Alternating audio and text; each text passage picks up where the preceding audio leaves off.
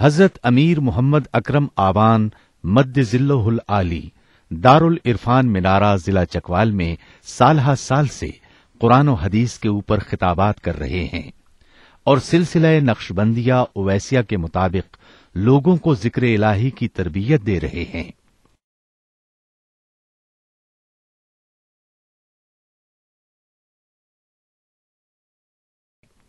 وہ قرآن پاک کی تفسیر ترتیب وار بیان کر رہے ہیں۔ تفسیر قرآن کو وہ موجودہ ملکی اور بین الاقوامی حالات کے مطابق بیان کرتے ہیں۔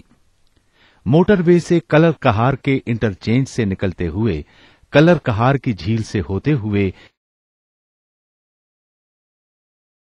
میانی، بوچھال اور نورپور سے گزرتے ہوئے دارالعرفان منارہ پہنچ سکتے ہیں۔ حضرت امیر محمد اکرم آوان نے بچیوں اور بچوں کی دینی اور دنیاوی تعلیم کے لیے سقارہ اکیڈمی کے نام سے ایک درسگاہ بھی قائم کی ہے۔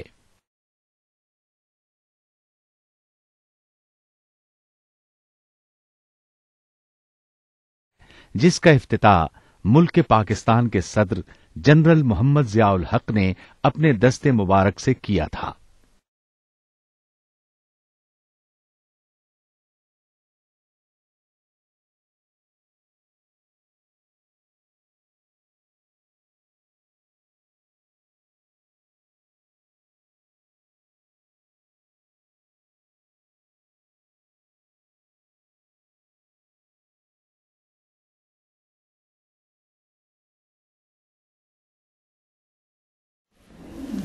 الحمد للہ رب العالمین والصلاة والسلام علی حبیبہ محمد وآلہ وصحبہ۔ اعوذ باللہ من الشیطان الرجیم، بسم اللہ الرحمن الرحیم۔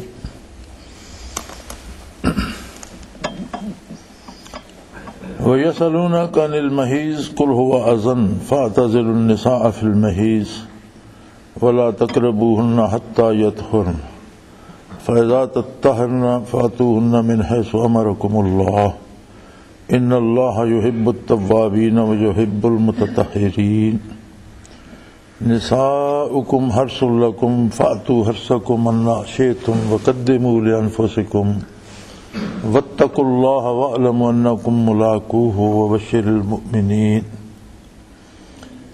وَلَا تَجْعَلُوا اللَّهَ عُرْضَةً لِإِيمَانِكُمْ ان تبروا وتتقوا وتصلحوا بین الناس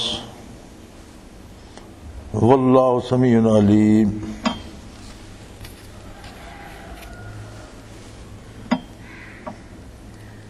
اللہم سبحانک لا علم لنا الا ما علمتنا انک انت العلیم الحکیم۔ مولایا صلی وسلم دائما ابدا علی حبیبک من زانت بہ الرسل۔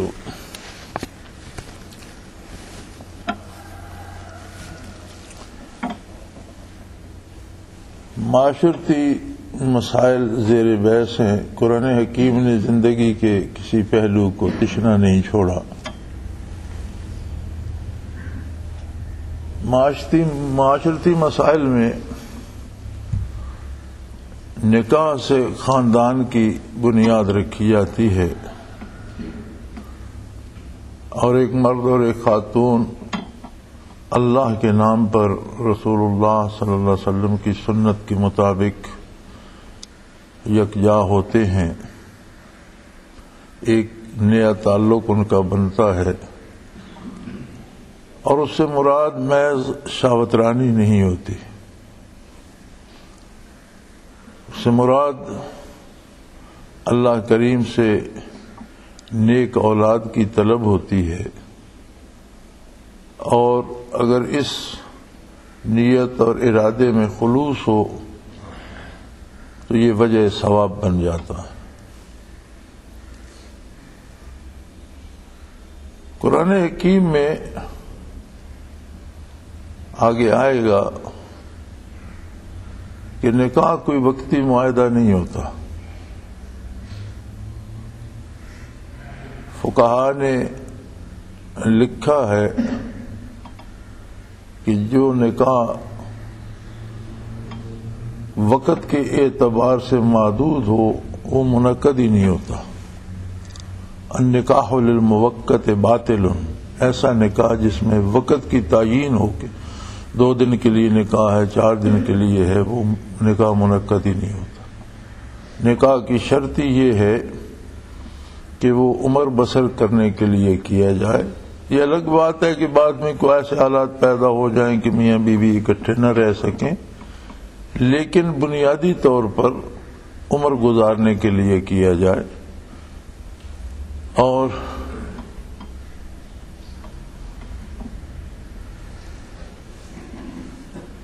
دوسری بات یہ ہے کہ یہ فعل بھی من جملہ عبادات کے ہے اگر اسے سنت کے مطابق کیا جائے اور اس میں شرم و حیا کا اور خلوص کا خیال رکھا جائے، ایک دوسرے کے حقوق کا خیال رکھا جائے.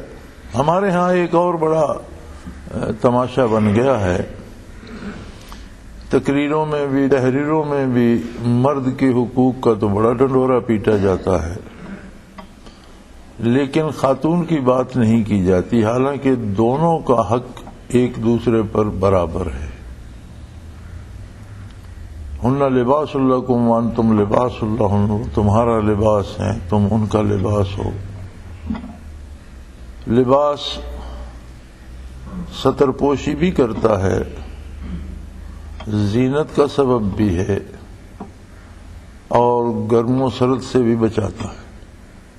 یعنی خاتون بھی ہر طرح سے مرد کی خبرگیری کرے اور مرد بھی ہر طرح سے خاتون کی خبرگیری کرے، اسے گرم و سرد سے بچائے، اس سے غلطی ہو جائے تو اس کا ڈھنڈورا نہ پیٹے، اس کی ستر پوشی کرے اور حتی الامکان زندگی کو چلانے کی کوشش کی جائے. طلاق اگرچہ جائز ہے، لیکن اس وقت جب کوئی صورت باہمی گزارے کی باقی نہ رہے، اختلافات اتنے شدید ہو جائیں. اور اس میں بھی شرعی طریقہ طلاق دینے کا یہ ہے کہ ایک طلاق دی جائے اور پھر ایک مدت تک، 1 مہینے تک یا جب تک وہ ماہواری سے فارغ نہیں ہوتی تب تک انتظار کیا جائے، دوسری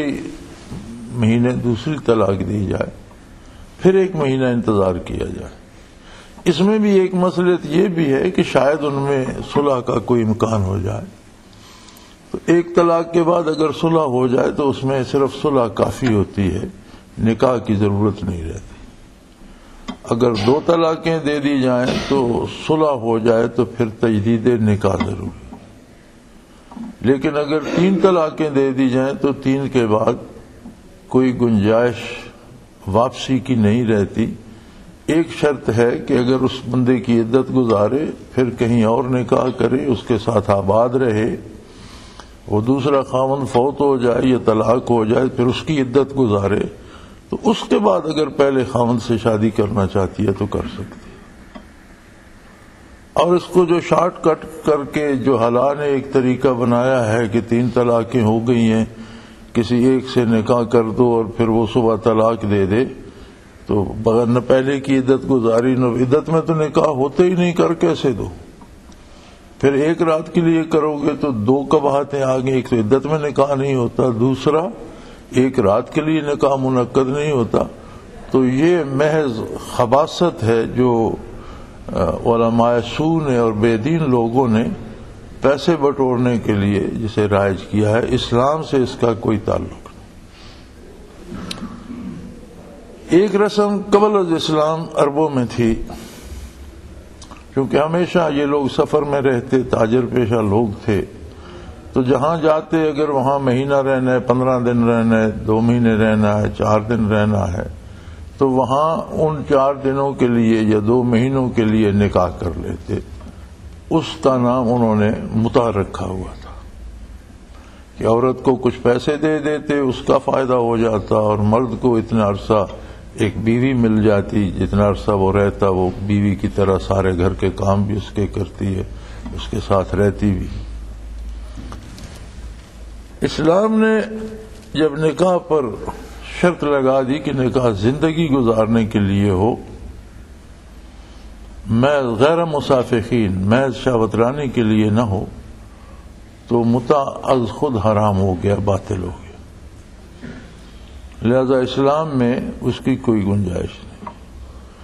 طلاق کے مسائل میں ایک اور بات یاد رکھنی چاہیے کہ اگر کوئی ایک طلاق دے کر صلح کر لیتا ہے تو واپسی تو ہو گئی، صلح تو ہو گئی، لیکن اس کے بعد وہ طلاق واقع ہو جاتی ہے، اس کے بعد اس کے پاس 2 طلاقوں کا حق رہتا ہے، 3 کی ضرورت نہیں پڑتی۔ پھر جو طلاق دی جائے وہ واقع ہو جاتی ہے اور اپنی جگہ قائم رہتی ہے۔ اسی طرح اگر 2 طلاقوں کے بعد کسی نے صلح کی تو پھر اس کے پاس ایک کا حق باقی رہتا ہے، وہ 2 واقع رہتی ہیں، اپنی جگہ ختم نہیں ہوتی۔ ایک اور بڑا مسئلہ تھا کہ خواتین کو جب ماہواری ہوتی ہے تو مختلف خواتین کی عادت مختلف ہوتی ہے، کسی کی 7 دن، کسی کی 10 دن، حد ہے 10 دن۔ 10 دن سے زیادہ ہو تو وہ بیماری ہے جسے استحاضہ کہتے ہیں، اس میں اس پر نماز بھی معاف نہیں ہوتی اور سارے فرائض اس پر اسی طرح ہوتے ہیں۔ لیکن جو عادتاً ہر مہینے ہوتی ہے وہ کسی کی 7 دن عادت ہے، 8 دن عادت ہے، ہر فرد کی الگ عادت ہر خاتون کی ہوتی ہے، تو ان دنوں اس پر نماز معاف ہوتی ہے، روزہ قضا کرتی ہے، اس میں روزہ بھی نہیں رکھتی لیکن روزہ معاف نہیں ہوتا۔ رمضان شریف کے بعد وہ روزے خاتون کو قضا کرنے ہوتے ہیں۔ اور اس میں سوال یہ تھا کہ کیا میاں بیوی جمع ہو سکتے ہیں؟ وَيَسْأَلُونَكَ عَنِ الْمَحِيضِ، آپ سے حائضہ عورت کے بارے سوال کرتے ہیں، قُلْ هُوَ أَذًى۔ پہلی بات تو یہ ہے کہ یہ ایک تکلیف دہ امر ہے، یہ ایک بیماری ہے، یہ ایک مرض ہے۔ فَاعْتَزِلُوا النِّسَاءَ فِي الْمَحِيضِ، اور ایام حیض میں عورتوں سے الگ رہو۔ وَلَا تَقْرَبُوهُنَّ حَتَّى يَطْهُرْنَ، اور جب تک وہ پاک نہ ہو جائیں تب تک ان کے قریب مت جاؤ۔ اس پاک ہونے میں بھی علماء کی 2 رائے ہیں۔ جو حضرات احتیاط کرتے ہیں وہ فرماتے ہیں کہ حیض سے پاک ہو کر جب تک عورت غسل نہ کر لے تب تک میاں بیوی کو ہم بستر نہیں ہونا چاہیے، لیکن اکثر علماء فرماتے ہیں کہ جب حیض سے پاک ہو جائے تو جائز ہے، خواہ وہ غسل نہ بھی کرے تو حیض تو ختم ہو گیا۔ لیکن احتیاط یا پاکیزگی کا تقاضا یہی ہے کہ حیض سے پاک ہو کر غسل کر لے تو میاں بیوی جمع ہوں۔ فَإِذَا تَطَهَّرْنَ فَأْتُوهُنَّ مِنْ حَيْثُ أَمَرَكُمُ اللَّهُ، اور جب خاتون پاک ہو جائے تو میاں بیوی جمع ہوں، لیکن اس طریقے سے جس طرح سے اللہ کریم نے حکم دیا ہے۔ اپنی بیوی سے بھی غیر فطری فعل جائز نہیں ہے۔ من حیث امرکم اللہ، جیسا فطرت کا اصول ہے، جس طرح سے اللہ نے حکم دیا ہے اس طرح سے، اس لیے کہ ان اللہ یحب التوابین ویحب المتطہرین، اللہ توبہ کرنے والوں سے بھی محبت کرتا ہے اور اللہ پاک رہنے والوں سے بھی محبت کرتا ہے۔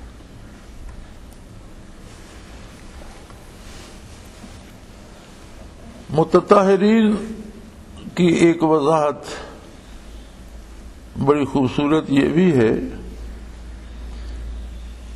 کہ مسجد قباء کے بارے جب آیہ کریمہ نازل ہوئی تو اللہ کریم نے اہل قباء کو متطہرین قرار دیا اور فرمایا کہ اللہ ایسے لوگوں سے محبت کرتا ہے، اور نبی کریم صلی اللہ علیہ وسلم نے ان پر سوال کیا کہ تمہارا کون سا عمل ہے کہ اللہ نے تمہیں متطہرین میں شامل فرمایا ہے؟ تو عرض کی یا رسول اللہ، ہم جب بھی رفع حاجت سے آتے ہیں تو پانی سے پاکیزگی ضرور حاصل کرتے ہیں۔ یوں تو استنجا مٹی کے ڈھیلے سے بھی ہو جاتا ہے، شرط یہ ہوتی ہے کہ کسی جگہ بدن پر غلاظت کا کوئی اثر نہ رہے، اچھی طرح صاف کر دیا جائے، غلاظت جسم پر باہر لگی نہ رہ جائے تو آدمی پاک ہو جاتا ہے، استنجا ہو جاتا ہے۔ لیکن اگر اس صفائی کے بعد پانی سے آب دست کر لیا جائے، استنجا کر لیا جائے تو زیادہ پاکیزگی ہوتی ہے۔ اور اہل قباء نے عرض کی یا رسول اللہ کہ ہم ہر بار پانی کے ساتھ ضرور طہارت کرتے ہیں، اللہ کریم نے انہیں متطہرین قرار دیا۔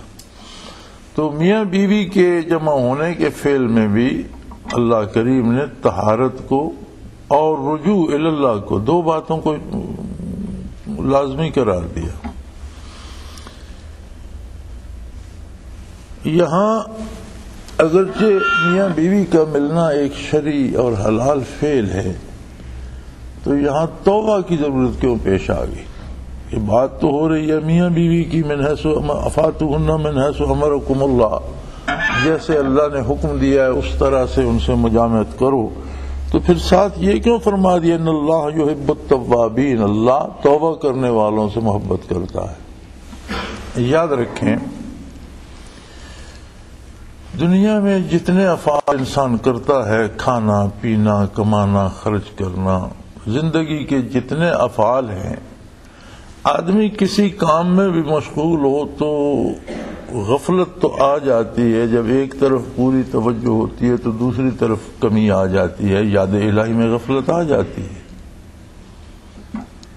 اور اسی لیے قرآن حکیم نے قلبی ذکر پر زور دیا ہے کہ قلب ذاکر ہو جائے، وجود ذاکر ہو جائے، ثم تلین جلودہم وقلوبہم الی ذکر اللہ، کہ کھال سے لے کر نہاں خانہ دل تک ذاکر ہو جائے، تو توجہ تو دوسری طرف جاتی ہے لیکن ذکر قلبی منقطع نہیں ہوتا، ذکر ہوتا رہتا ہے۔ اگر نصیب ہو جائے، ذکر قلبی نصیب ہو جائے، وجود ذاکر ہو جائے، کھال ذاکر ہو جائے، ہڈیاں خون ذاکر ہو جائے، تو اگرچہ آدمی کی زیادہ توجہ دوسری طرف بھی، کام کی طرف بھی ہو، تو یہ ذکر جاری رہتا ہے، وہ غفلت نہیں آتی جو غیر ذاکر پہ آتی ہے۔ ان سب امور میں جنسی فعل ایک ایسا فعل ہے جو سب سے زیادہ توجہ کو سلب کر لیتا، فطرتاً اس فعل میں آدمی ایسا مشغول ہوتا ہے کہ اسے کچھ یاد نہیں رہتا۔ اس لیے فرمایا ان اللہ یحب التوابین، کہ وہ جو حلال کام میں مصروف ہونے سے غفلت آئی، جیسے فارغ ہو تو فوراً رجوع الی اللہ کرو، اللہ کو یاد کرو اور توبہ کرو کہ مجھ سے یہ چند لمحے جو غفلت میں یا اس طرف میری توجہ کم رہی۔ اسلام دراصل زندگی کے ہر فعل کو آخرت کی نظر سے دیکھتا ہے، زندگی کے ہر فعل کو بارگاہ الوہیت میں اس پہ کیا اجر مرتب ہوگا اس نظر سے دیکھتا ہے، زندگی کے ہر فعل کو محمد الرسول اللہ صلی اللہ علیہ وسلم کی سنت کے عکس میں دیکھتا ہے۔ تو ہر کام کے ساتھ رجوع الی اللہ اور طہارت، وَيُحِبُّ الْمُتَطَّهِرِينَ، یعنی اس سے یہ بھی مراد ہے کہ فوراً فارغ ہونے کے فوراً بعد طہارت حاصل کرے، غسل کر لے، یہ بہترین۔ کچھ مسائل ایسے بھی ہیں جو ان حالات میں پیش آتے ہیں، مثلا خاتون کا بچہ ہے تو کیا اسے دودھ پلائے گی یا نہیں، تو فارغ ہونے کے بعد، طہارت کرنے کے بعد، ہاتھ وغیرہ دھونے کے بعد دودھ پلا سکتی ہے۔ اگر مجبوری بن گئی ہے، جیسے رمضان شریف تھا اور سحری کا وقت ہو گیا، تو طہارت کر کے غسل سے پہلے کھانا بنا سکتی ہے، وہ کھانا پاک ہوگا، کھایا جا سکتا ہے۔ یہ چیزیں جو ہیں ان میں رعایت ہے، اور بہترین یہ ہے کہ مرد بھی عورت بھی جیسے فارغ ہوں تو غسل کر لیں۔ نساؤکم حرث لکم فاتوا حرثکم انا شئتم، تمہاری بیویاں تمہارے لیے انسانی نسل کی بقا کے لیے بمنزلہ کھیت کے ہیں۔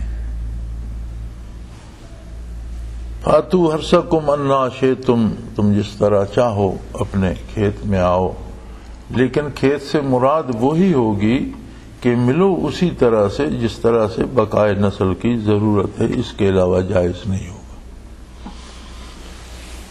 اس سارے کی تفسیر پہلے اسرار التنزیل میں ہو چکی ہے، اگر کوئی کمی رہ جائے تو وہاں سے لے لی جائے گی۔ پھر اس سارے امر میں ایک بات یاد رکھو، واتقوا اللہ، تقوی کا خاص خیال رہے، قرب الہی کا خاص خیال رہے، اور جنسی فعل میں بھی کوئی ایسی حرکت سرزد نہ ہو جو تقوی کے خلاف ہو، جو اللہ کی بارگاہ میں جرم قرار پائے یا برائی قرار پائے۔ وَاعْلَمُوا أَنَّكُمْ مُلَاقُوهُ، اور یہ بات یاد رکھو کہ بہرحال تمہیں اس کی بارگاہ میں حاضر ہونا ہے، اس سے نہیں بچ سکتے، ہر ایک کو اس کے حضور میں پیش ہونا ہے۔ تو اس فعل میں بھی اپنی اس حاضری کو ضرور یاد رکھو۔ وَبَشِّرِ الْمُؤْمِنِينَ، اور اے میرے حبیب صلی اللہ علیہ وسلم ایمان والوں کو آپ بشارت دیجئے کہ ان کا پیش ہونا ان کے لیے باعث صد مسرت ہوگا، باعث انبساط ہوگا، ان کا بارگاہ الوہیت میں حاضر ہونا ان کے لیے بڑی خوشی کا سبب ہوگا۔ وہ اپنے اللہ کو روبرو دیکھیں گے، دیدار باری سے سرفراز ہوں گے، انعامات الہی سے سرفراز ہوں گے۔ شرط یہ ہے کہ اپنا ایمان دنیا سے سلامت لے جائیں۔ وَلَا تَجْعَلُوا اللَّهَ عُرْضَةً لِأَيْمَانِكُمْ، اللہ کریم کے اسم کو، اللہ کی ذات کو دنیاوی امور کے لیے اپنی قسموں کے ذریعے کھیل مت بنا لو، ڈھال مت بنا لو کہ ہر بہانہ بنانے کے لیے تم اللہ کی قسم کھانے بیٹھ جاؤ۔ اللہ کی عظمت کو پیش نظر رکھو۔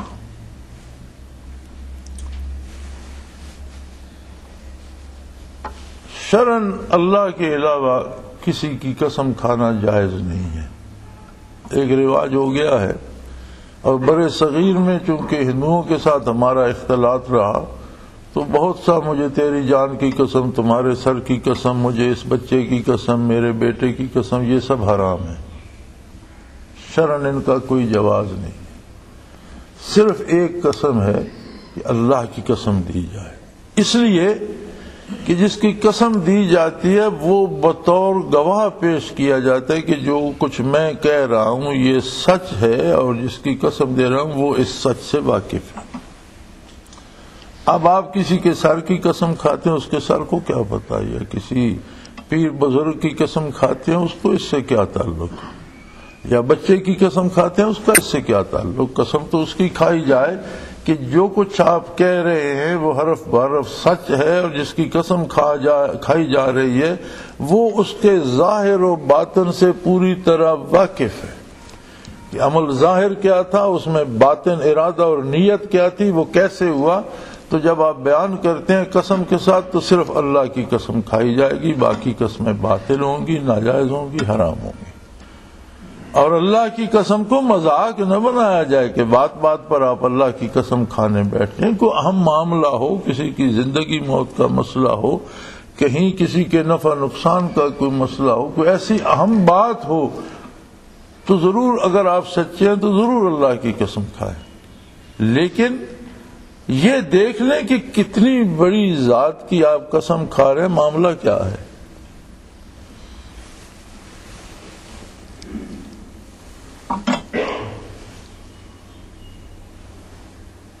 ان تبروا وتتقوا وتصلحوا بین الناس، اللہ کریم کی رضا تو اس میں ہے کہ تم نیکی کا کام کرو، تقوی کا کام کرو، اور اللہ کے بندوں میں اصلاح کا کام کرو۔ ہاں کسی کو برائی سے بچانے کے لیے، نیکی کی بقا کے لیے قسم کھانی پڑتی ہے تو بڑا کام ہے، ضرور کھاؤ۔ کسی کو غلط روش سے بچانے کے لیے، تقوی کے لیے، نیکی پر لانے کے لیے، یا لوگوں میں اصلاح کرنے کے لیے، کسی فساد سے بچانے کے لیے لوگوں کو اگر تم آسرا لیتے ہو اللہ کے نام کا تو یہ درست ہے۔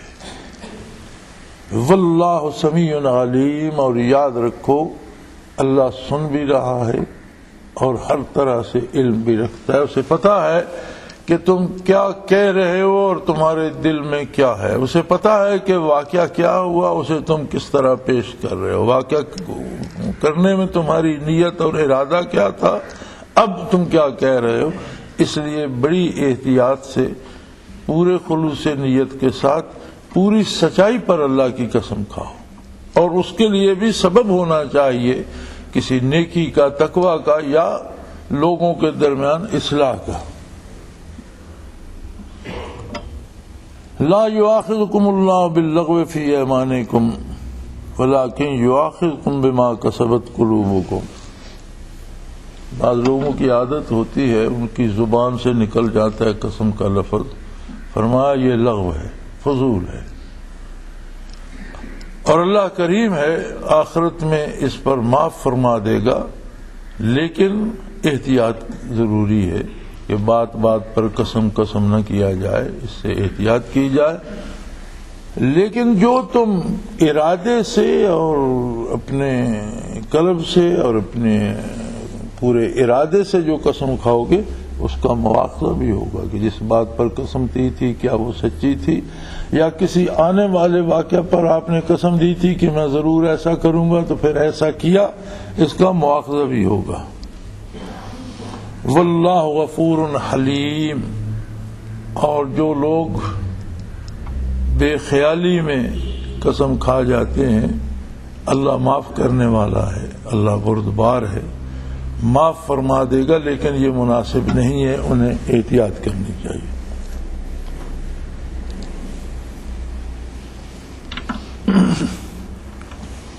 للذین یؤلون من نسائہم تربص 4 اشہر فإن فاؤوا فإن اللہ غفور رحیم۔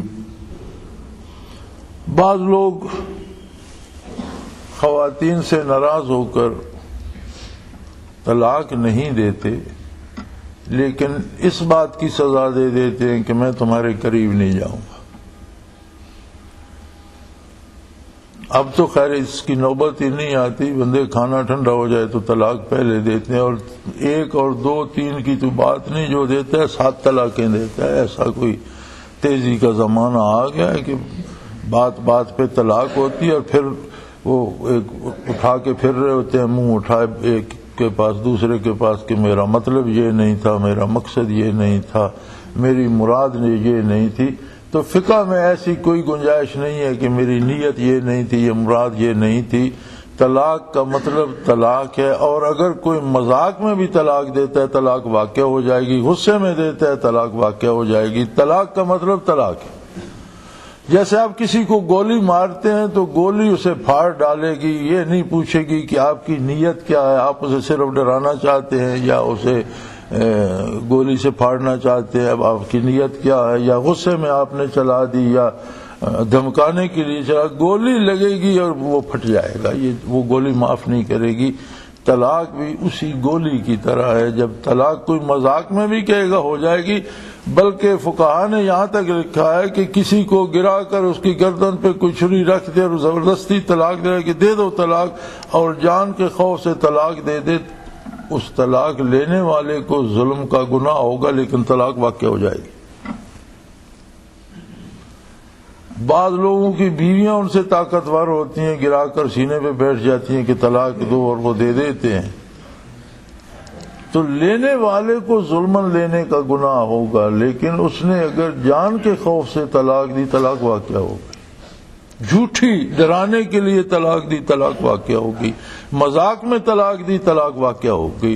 طلاق کا مطلب طلاق ہے، یہ نہیں پوچھا جاتا کہ اس کی نیت میں مزہ، نیت کا تو اللہ مالک ہے، وہ تو آخرت میں فیصلہ ہوگا۔ بظاہر جب منہ سے لفظ طلاق نکلا طلاق واقع ہوگی۔ اور یہ میں اس لیے ذرا اس کی زیادہ میں نے تشریح کر دی کہ آج کل لوگ بات بات پر طلاق دیتے ہیں، اور پھر مجھے بھی بڑے ٹیلی فون آتے ہیں، وہ جی غلطی سے میں نے دے دی تھی تو ہوا تو کچھ نہیں۔ میں نے کہا کچھ نہیں ہوا، صرف بیوی تم سے الگ ہوگی اور کچھ نہیں ہوا۔ اور کیا ہونا تھا؟ وہ جی اس کے لیے کوئی گنجائش نکالے۔ میں نے کہا اسلام میں تو گنجائش ہے نہیں، ہم نے گھر سے تو بنانی نہیں، تو کوئی ملتا ہے حلال کرنے والا تو پیسے شیسے دے کر کرا لو، دنیا میں منہ گالا کرتے رہو، آخرت میں تو عذاب میں گرفتار ہوگی، اللہ کریم تو سزا دیں گے۔ اولاد جو ہوگی وہ مجہول النسب ہوگی، اور جتنی مجامت کرو گے وہ سارا زنا شمار ہوگا، طلاق ہوگی۔ لیکن لوگوں کو دینے میں بھی جلدی ہوتی ہے اور بڑا جلدی افسوس بھی لگ جاتا ہے۔ تو اگر کوئی یہ قسم کھا لے کہ میں بیوی سے صحبت نہیں کروں گا، اس سے ناراض ہوں، تو فرمایا ان کے لیے 4 مہینے کی مہلت ہے۔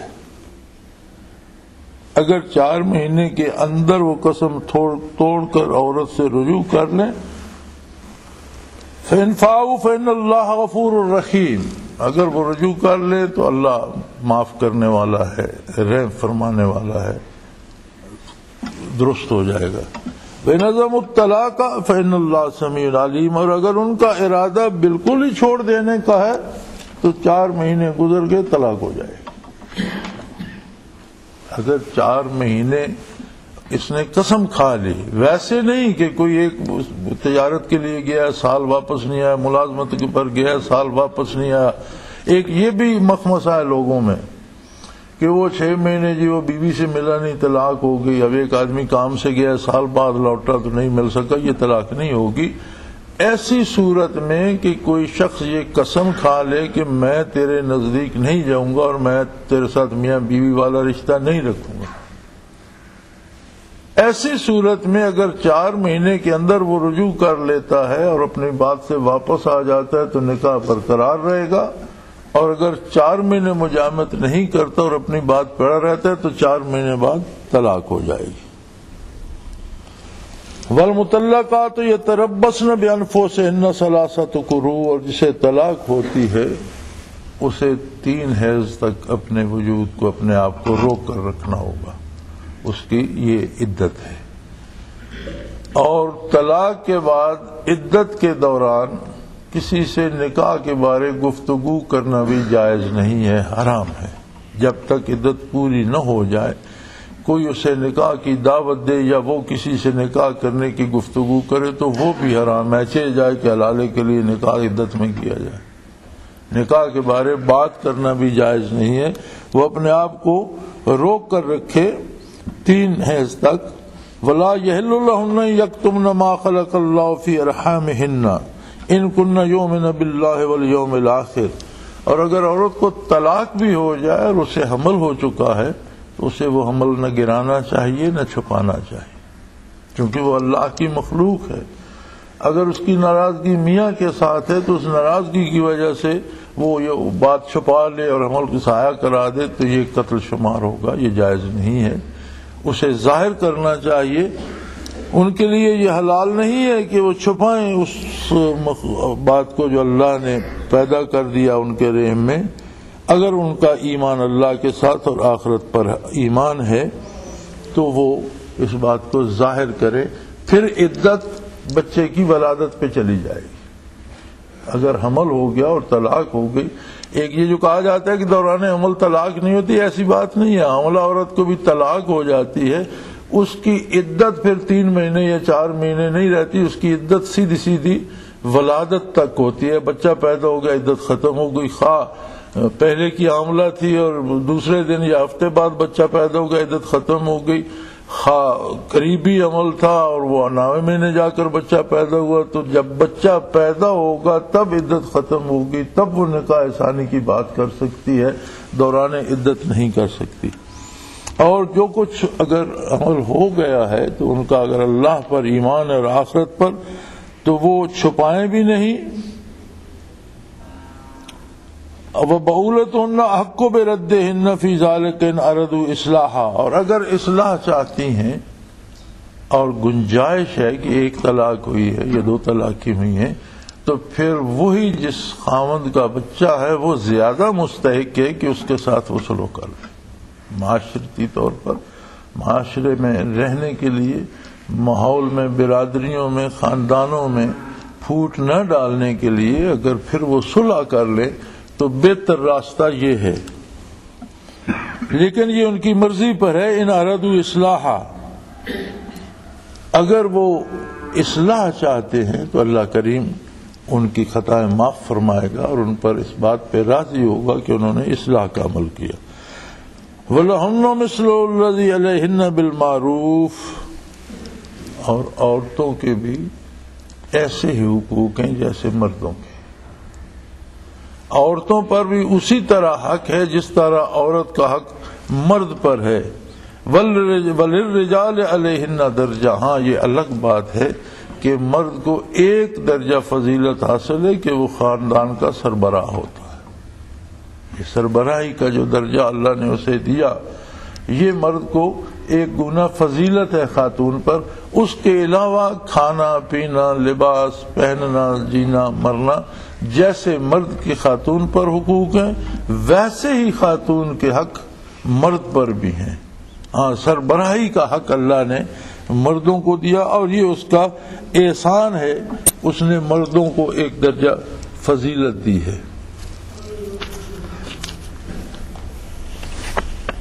واللہ عزیز حکیم، اس نے کیوں فضیلت دی ہے، کیوں یہ درجہ بندی کی ہے؟ فرمایا وہ غالب بھی ہے اور وہ حکیم بھی ہے۔ یہ اس کی حکمت کا تقاضا تھا کہ سربراہی کا معاملہ مردوں پر چھوڑا جائے، اور یہیں سے لیا جاتا ہے جو فقہا کہتے ہیں کہ ملک کی سربراہ بھی خاتون نہیں ہونی چاہیے۔ جو علماء دلیل دیتے ہیں وہ یہی دلیل دیتے ہیں کہ سربراہی کا حق اللہ نے مردوں کو سونپا ہے۔ اب تو خیر زمانہ کچھ نئی کروٹیں لے رہا ہے، اور خواتین کو امامت کا اور خطابت کا بھی اب چسکا پڑ رہا ہے، لیکن یاد رکھیں یہ حتمی بات ہے کہ کوئی خاتون امامت نہیں کروا سکتی، اور شرعاً نہ اس کی اپنی نماز ہوتی ہے نہ ان کی نماز ہوتی ہے جو اس کے پیچھے نماز پڑھتی۔ ہمارے ہاں ایک اور رواج ہے، خواتین صف بنا لیتی ہیں اور ایک خاتون اس صف میں درمیان میں کھڑی ہو جاتی ہے، کرتی امامت ہی ہے، پڑھتی بھی وہی اسی طرح ہے امام کی طرح، اور رکوع سجود بھی اسی کے کہنے پہ ہوتا ہے، لیکن وہ آگے جا نماز پہ نہیں کھڑی ہوتی، صف میں کھڑی ہو جاتی۔ کہتے ہیں ہم امامت تو نہیں، عملاً تو امامت کرا رہی ہو، صرف پیچھے کھڑے ہونے سے کیا ہوگا؟ تو یہ ساری صورتیں ناجائز ہیں۔ جو خاتون امامت کراتی ہے اس کی اپنی نماز نہیں ہوتی، پیچھے کھڑے ہونے والوں کی ان کی کیا نماز ہوگی؟ عموماً رمضان میں یہ شروع کر دیتی ہے نماز تسبیح میں، نوافل میں، تراویح میں۔ بعض خواتین کو تراویح پڑھانے کا بھی بڑا شوق ہے، امامت کا شوق ہے۔ بالکل ایسے ہی جیسے ہر بندے کو حج کا شوق ہے، بھئی جس پر حج فرض نہیں ہے وہ شوق کیوں رکھتا ہے؟ جو باتیں اس پر فرض ہیں وہ پورے کر چکا، بیت اللہ سے محبت اپنی جگہ، روضہ رسول صلی اللہ علیہ وسلم سے محبت اپنی جگہ، یہ طلب اپنی جگہ کہ اللہ مجھے بھی وہ جگہ دکھا دی، یہ تو مبارک ہے، یہ تو محبت کا تقاضا ہے۔ لیکن ضرورت اس بات کی ہے کہ یہ جو اس پہ فرض نہیں اس کے لیے کوشش کر رہا ہے، اور جو فرض ہے اسے چھوڑ کے بیٹھا ہوا۔ پھر ہمارا طبقہ عمراء انہوں نے کھیل بنایا ہوا ہے کہ سال میں 4 بار عمرے پر جائیں گے، ہر سال حج پر بھی جائیں گے۔ بھی تمہارے پاس اتنا زائد پیسہ اللہ نے دیا ہے، تو جو دوسری مخلوق دانے دانے کو ترس رہی ہے، جو بیمار علاج کے لیے تڑپ رہے ہیں، جو کمزور روزگار کے لیے تڑپ رہے ہیں، اللہ کی مخلوق کو وہ پیسہ دے دو۔ تم نے تو حج کو سیر سپاٹے کا بنا لیا ذریعہ، اور عمرے کو مذاق بنا لیا۔ ابھی پرسوں مجھ سے کوئی بات کر رہا تھا کہ میں نے عمرے پہ جانا ہے، پھر واپس آ کر حج پر جاؤں گا، تو میں نے کہا میرے بھائی تم 2 دفعہ خرچ کیوں کرتے ہو؟ جب حج پر جاؤ گے تو ایک دن میں ہمت کرنا 5، 6، 10 عمرے کر لینا۔ لیکن یہ اتنا جو فضول ایک دفعہ عمرے کے لیے خرچ کرو گے پھر حج کے لیے کرو گے، تو یہ جو زائد پیسہ ہے یہ اس سے زیادہ کسی اچھی جگہ یہاں لگا دو، کسی غریب مسکین کو دے دو، کسی بیمار پر لگا دو، کسی جاں بلب مریض کی کوئی مدد کر دو، کسی اور جگہ لگا دو۔ تمہیں پیسہ ہی خرچ کرنا ہے تو اور بڑے اچھی جگہ ہیں جہاں اللہ کریم کی رضامندی حاصل ہوتی ہے، اور جب حج پر جانے کا ارادہ ہے تو وہاں عمرہ بھی کر لینا۔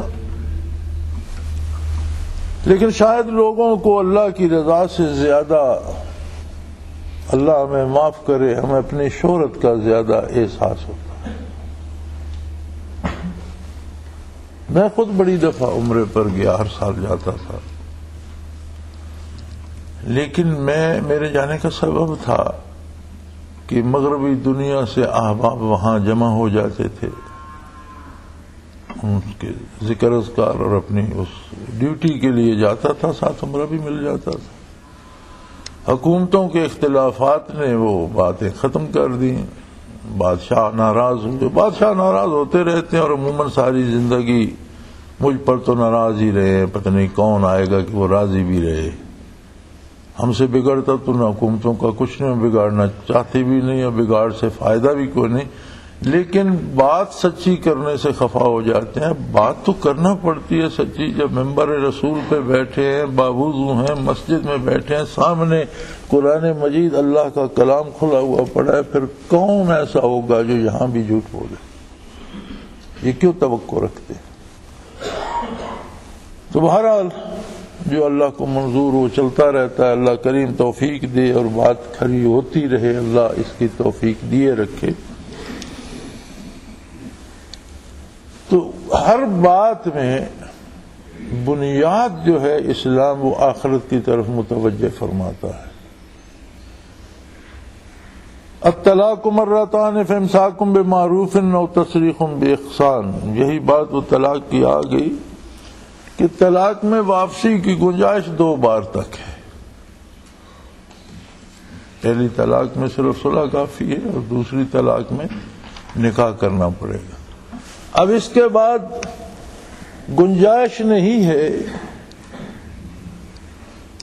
اگر واپس رکھنا ہے بیوی کو، دوبارہ صلح کرنی ہے، فامساک بمعروف، تو کوئی اس میں ساز باز یا کوئی پوشیدہ نہیں ہونا چاہیے. معروف طریقے سے اور صحیح اللہ کے بندوں کی طرح صلح کرو اور اسے اچھی طرح سے رکھو. یا پھر اور تسریح باحسان، یا پھر اسے اچھے طریقے سے الگ کر دو. اگر طلاق دے کر الگ بھی ہونا ہے تو اس میں فساد بنانے کی ضرورت نہیں ہے. تم نے اگر اسے کچھ چیزیں دے دی ہیں، کچھ زیور بنوا دیے ہیں، کچھ پیسے اس کے نام پہ جمع کرا دیے ہیں، تو کوئی بات نہیں، جتنی رعایت کر سکتے ہو. اگر سارے اسی کو چھوڑ دو تو اچھی بات ہے، اس سے اختلاف نہیں بڑھے گا، وہ خاندانوں میں دشمنی نہیں بنے گی. احسان کرو اس پہ. وَلَا يَحِلُّ لَكُمْ أَن تَأْخُذُوا مِمَّا آتَيْتُمُوهُنَّ شَيْئًا إِلَّا أَن يَخَافَا أَلَّا يُقِيمَ حُدُودَ اللَّهِ. اور اگر تم نے انہیں مال و دولت دے ہی دیا ہے تو وہ حلال نہیں ہے تم پر کہ اسے چھینو. طلاق دے دیے تو سب کچھ واپس کر دو. ہاں، ایک سبب اس کا ہے، اگر یہ ڈر ہو کہ میں نے اسے اتنی دولت دے دی ہے کہ یہ ساری اس کے پاس رہے گی تو یہ تو دین سے بھی جائے گی، بگڑ جائے گی، بدکار ہو جائے گی، عیاش ہو جائے گی، تو پھر ایک حصہ واپس لے سکتے ہو. لیکن پھر بھی ایسا نہ ہو کہ تم ایک برائی کی بنیاد رکھو، اچھے اور معروف طریقے سے. ہاں، اگر یہ ہو کہ وہ حدود الہی قائم نہیں رکھ سکے گی تو فلا جناح علیہما فی مفتدت بہ، تو پھر دونوں کو کوئی گناہ نہیں ہے کہ عورت بھی کچھ حصہ مال کا دے کر گلو خلاصی کرا لے اور مرد بھی ایک معقول حصہ واپس لے لے جس میں اس کے بگاڑ کا اندیشہ نہ ہو. تو دونوں کو گناہ نہیں ہے. تلک حدود اللہ، یہ اللہ کی حدود ہیں، اللہ کی مقرر کی ہوئی حدیں ہیں. فلا تعتدوها، سو اللہ کی حدود سے تجاوز نہ کرو. ومن یتعد حدود اللہ فاولئک هم الظالمون، اور جو اللہ کی حدود سے متجاوز ہوگا، تجاوز کرے گا، اس کا شمار ظالموں میں ہوگا، زیادتی کرنے والوں میں ہوگا. فإن طلقها، اگر طلاق دے ہی دی، 3 طلاقیں ہو گئیں، الگ کر دی، فلا تحل له من بعد حتى تنكح زوجا غيرها، پھر وہ اس پر حلال نہیں ہوگی یہاں تک کہ وہ اس کی عدت گزارے، پھر دوسرے مرد سے نکاح کرے. فإن طلقها فلا جناح علیہما ان یتراجعا، پھر وہ خاوند دوسرا اگر اسے طلاق کسی وجہ سے، اپنی کسی ناراضگی کی وجہ سے یا کسی سبب سے دے دیتا ہے، تو پھر اس کی عدت گزارنے کے بعد پہلے خاوند سے نکاح کرنے میں کوئی حرج نہیں ہے. اگر ہاں اس میں بھی یہ قید لگا دی کہ پھر بھی یہ سوچ لیں ان یقیم حدود اللہ، کہ اگر پہلے خاوند سے اس ساری افتاد کے بعد نکاح کر رہی ہے تو پہلے ایک دفعہ وہ اس نکاح کو توڑ چکے ہیں، پھر بھی اچھی طرح سے دیکھ لیں.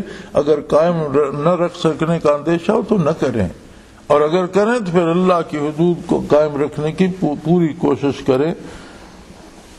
وَتِلْكَ حُدُودُ اللَّهِ يُبَيِّنُهَا لِقَوْمٍ يَعْلَمُونَ، اور یہ اللہ کی حدود ہیں اور جاننے والوں کے لیے کھول کر واضح طور پر بیان کر دی. انسانی معاشرت میں عورت اور مرد کے ملاپ کو سب سے زیادہ اہمیت ہے. یہی چیز اگر اچھے طریقے سے ہو تو مختلف خاندانوں کو باہم شیر و شکر کر دیتی ہے، اور یہی طریق ناجائز یا ناروا طریقے سے ہو تو خاندانوں میں قتل و غارت گری شروع ہو جاتی ہے اور انسانوں میں دشمنیاں پیدا ہو جاتی ہیں.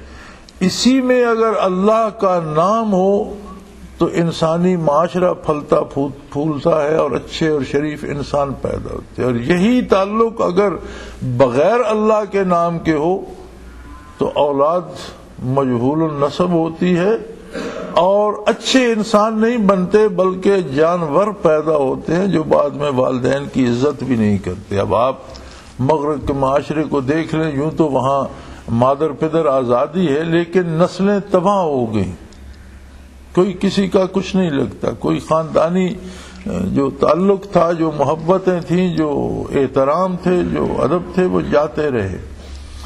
مجھے اتفاق ہوا کراچی دارالعلوم میں ایک سویڈن کا بچہ تھا، نوجوان سا، وہاں دارالعلوم میں تھا، اس نے اسلام قبول کر لیا اور وہاں پڑھنا چاہتا تھا. تو اس سے ملنے کا اتفاق ہوا تو میں نے اس سے پوچھ لیا کہ تمہارے والدین کہاں ہیں؟ تو کہنے لگا میں نہیں جانتا، کہ جس دن میں بالغ ہوا انہوں نے مجھے دھکے دے کر گھر سے نکال دیا. اس کے الفاظ تھے they just kicked me out. کیونکہ مغرب میں یہ ہے کہ جب بچہ پیدا ہوتا ہے تو حکومت اس کا وظیفہ لگا دیتی ہے جب تک بالغ نہیں ہے، جب بالغ ہوتا ہے تو وظیفہ ختم ہو جائے. اس نے کہا جس دن وظیفہ ختم ہوا انہوں نے مجھے لات مار کر گھر سے باہر پھینک دیا. اس کے بعد نہ میں انہیں جانتا ہوں نہ وہ مجھے وہ کہاں ہے، میں کہاں ہوں، نہ ان کو پتہ ہے نہ مجھے پتہ. یہ مغرب کی آزادی کا یہ ثمر ہے. بلکہ میں نے وہاں دیکھا ہے نوجوان بیٹیوں کو بھی جب وہ بالغ ہو جاتی ہیں اور وظیفہ ختم ہو جاتا ہے وہ کہہ دیتے ہیں کہ اگر گھر میں رہنا ہے تو اتنا کھانے کا خرچ ہے، اتنا کمرے کا کرایہ ہے، کہاں سے لاؤ گی یہ ہمیں نہیں پتا، پیسے لے آؤ، اتنے پیسے دو اور رہو، پیسے نہیں ہیں تو جاؤ جہاں سنگ سماتے ہیں جا کر رہو، نکال دیتے ہیں. اس لیے کہ وہ انہوں نے اپنی مرضی سے معاشرت بنا رکھی ہے. اور اگر اللہ کے قانون اور اللہ کی حدود کے مطابق ہو تو والدین محبت کا سرچشمہ ہوتے ہیں اور اولاد ان کے بڑھاپے کا سہارا بنتی ہے، اور یوں خاندان اور انسانی معاشرہ بنتا ہے اور پھلتا اور پھولتا ہے. ایک دوسرے کے نام سے جانے اور پہچانے جاتے ہیں، فلاں فلاں کا بیٹا ہے، فلاں فلاں کا باپ یا چچا ہے، ایک دوسرے کے لیے باعث تفاخر اور باعث عزت بنتے ہیں. تو اگر 3 طلاقیں نہیں دی اور رجوع بھی کرنا ہے تو فرمایا ان یتراجع ان ظنا ان یقیم حدود اللہ، کہ پھر خوب اچھی طرح سوچ لیں کہ اللہ کی حدود کو قائم رکھ سکیں گے تب. وَتِلْكَ حُدُودُ اللَّهِ يُبَيِّنُهَا لِقَوْمٍ يَعْلَمُونَ. وَإِذَا طَلَقْتُمُ النِّسَاءَ فَبَلَغْنَ أَجَلَهُنَّ فَأَمْسِكُوهُنَّ بِمَعْرُوفٍ أَوْ سَرِّحُوهُنَّ بِمَعْرُوفٍ وَلَا تُمْسِكُوهُنَّ ضِرَارًا لِتَعْتَدُوا وَمَن يَفْعَلْ ذَلِكَ فَقَدْ ظَلَمَ نَفْسَهُ وَلَا تَتَّخِذُوا آيَاتِ اللَّهِ هُزُوًا وَاذْكُرُوا نِعْمَةَ اللَّهِ عَلَيْكُمْ وَمَا أَنزَلَ عَلَيْكُم مِّنَ الْكِتَابِ وَالْحِكْمَةِ يَعِظُكُم بِهِ وَاتَّقُوا اللَّهَ وَاعْلَمُوا أَنَّ اللَّهَ بِكُلِّ شَيْءٍ عَلِيمٌ. جب کسی عورت کو خاتون کو طلاق دے دیتے ہو تو ایک بات ہے کہ گزارا نہیں ہو سکا، اختلافات بڑھ گئے. اب آپ نے وہ معاہدہ جو اللہ کے نام تھا اسے توڑنے کا عہد کر لیا اور اسے توڑ رہے ہیں، توڑ دیا تو بات تو ختم ہو گئی جس پر آپ کا جھگڑا تھا. اب اس کے ساتھ دشمنی پیدا نہ کرو کہ میں نے اسے طلاق دے دیا، اب جتنا ہو سکے میں اسے رسوا کروں یا میں اسے ایذا پہنچاؤں. فرمایا اگر طلاق ہی دے دی ہے تو رجوع کی گنجائش ہے تو رجوع کرنا ہے تو معروف طریقے سے، اچھے طریقے سے، عزت و احترام سے کرو، یا پھر انہیں قاعدے کے مطابق الگ کر دو، عزت اور احترام کے ساتھ. جو کچھ دے چکے ہو وہ اسے لے جانے دو اور اس کا عزت و احترام بحال رکھو، اس پر ناجائز الزامات نہ لگاؤ، اسے پریشان کرنے کی کوشش نہ کرو، اور طلاق کو معلق نہ رکھو میں تمہیں طلاق دے دوں گا گھر سے نکال دو اور پھر دو نہیں. کہ پھنسی تو رہے، اس کا میں خرچہ بھی نہیں دوں گا، اسے گھر بھی نہیں گھسنے دوں گا. فرمایا وَلَا تُمْسِكُوهُنَّ ضِرَارًا لِتَعْتَدُوا، کسی کو ایذا دینے کے لیے اس پر زیادتی مت کرو اور اسے نکاح میں پھنسائے مت رکھو. وَمَن يَفْعَلْ ذَلِكَ فَقَدْ ظَلَمَ نَفْسَهُ، جو اس طرح سے کرے گا وہ اپنے آپ پر ظلم کر رہا ہے. کل اسے اللہ کے حضور پیش ہونا ہے اور اس ساری بات کی جواب دہی ہوگی. اور یہ اللہ کے نام پر حلال ہوئی تھی، اور اللہ کی آیات کو مذاق مت بناؤ. وَلَا تَتَّخِذُوا آیَاتِ اللَّهِ هُزُوًا، اللہ کی آیات کا مذاق مت بناؤ، اور یاد کرو اللہ کے انعامات جو اس نے تم پر کیے. تمہاری کیا حیثیت تھی، اس نے تم پر کتاب نازل فرمائی. تم کیا شے تھے، اس نے تمہاری طرف اپنا اولو العزم رسول اور اپنا عالی شان رسول اور خاتم الرسل اور امام الانبیاء مبعوث فرمایا، جس نے حکمت کے موتی پرو دیے، زندگی کے سارے رازوں کو، موت اور ما بعد الموت، جنت و دوزخ تک کی باتیں تمہیں زیر نشین کرا دی. اللہ اپنی کتاب اور اپنے حبیب کے ارشادات سے تمہیں نصیحت فرماتا ہے. واتقوا اللہ، اللہ کی عظمت کو ہمیشہ دھیان میں رکھو. وَاعْلَمُوا أَنَّ اللَّهَ بِكُلِّ شَيْءٍ عَلِيمٌ، اور یہ بات یاد رکھو کہ اللہ ہر چیز سے واقف ہے. وآخر دعوانا الحمد للہ رب العالمین.